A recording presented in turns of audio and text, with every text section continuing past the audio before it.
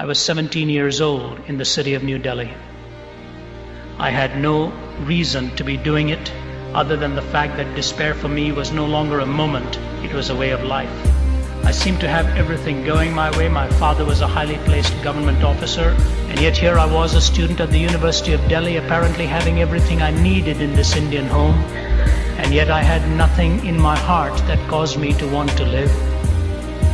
And one miserable morning, while the whole family was out, behind a locked bathroom door while everybody was gone, taking a set of chemicals from some plastic pouches that I'd brought in from the university, I emptied little by little into a tall glass, ran it under a running tap of water, and began to whip it up immediately, only to see it froth.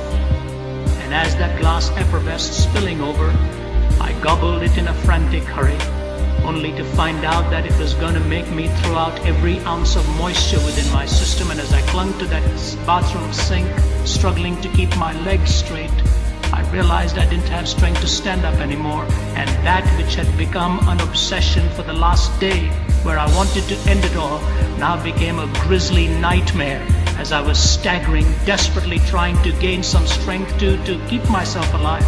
And had it not been for one of the servants in the house, I would have literally wasted away and died on that floor of my home. But the man came, rushed me to the hospital, and there in that hospital room, with that direct encounter with the Word of God, it was at that moment I found out that it was not in religions, it was not in Ravi Zacharias' father, it was not in Ravi Zacharias' culture, it wasn't in the learnings of all of the philosophers' cumulative impact upon a nation which today brags of 330 million gods, adding more and more all the time. But it was in the person and the work of Jesus Christ that I could find my salvation.